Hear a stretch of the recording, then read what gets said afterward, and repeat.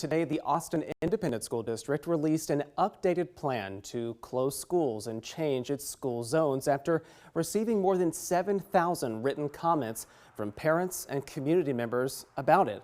For the last 3 weeks, the superintendent has also met with families at times in heated exchanges about those proposed changes.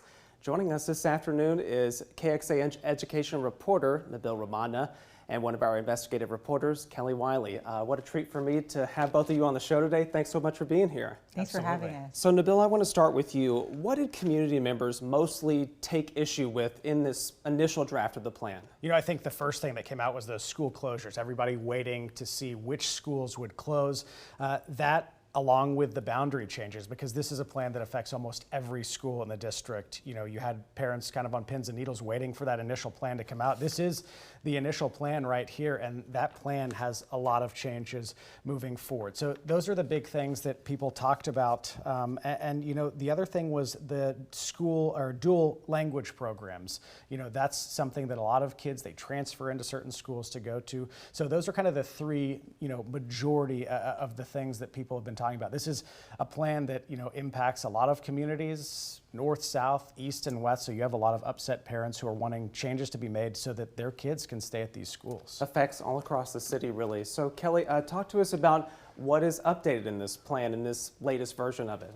The two most significant changes that I think you're seeing is to the transfer policy for transfer students, and then also to the policy around siblings. So in the original plan, you saw that students who are currently zoned for a school, but maybe they're rezoned under this proposed plan for next year, they were grandfathered in. So they could stay at that school the next school year through all the grade levels that were available there. So if you're a third grader at Cowan, but you're rezoned for Boone, you can stay at Cowan through 4th and 5th grade. But what got a lot of parents upset was about siblings. It didn't make that same, it didn't really account for if you had a younger sibling who wasn't yet enrolled, and now parents might be in a situation next school year where one kid can stay at Cowan, but the other kid has to go to Boone.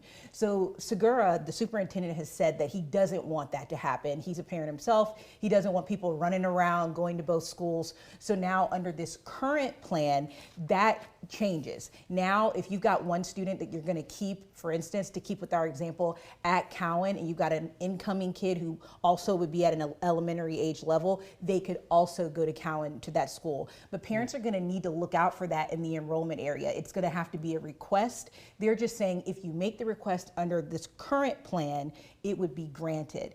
And there's a similar thing happening for transfer students. So again, those kids that are currently zoned and maybe their school zone changed, they got grandfathered in, but the kids who were maybe transfers to the school, they had to go back to their originally zoned school, right? So if you're from East Austin, but you were going to Breiker, you would have to go to whatever school is now in your school zone or try to transfer somewhere else. Now they're saying those kids can continue on with their cohort. So if you want your kid to stay at, let's stay with our example, Cowan Elementary School with the rest of their classmates, they now can do that. But again, you're going to have to look out for that in the enrollment process. I know you'll be following it very closely with the implementation of whatever is ultimately decided by the school board, but this is only version 2 of the plan.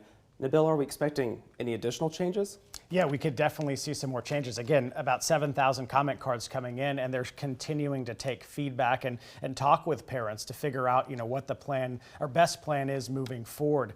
We're going to see some more community meetings. We saw Breiker Woods yesterday. The superintendent went out there to talk to parents about, you know, what they're seeing.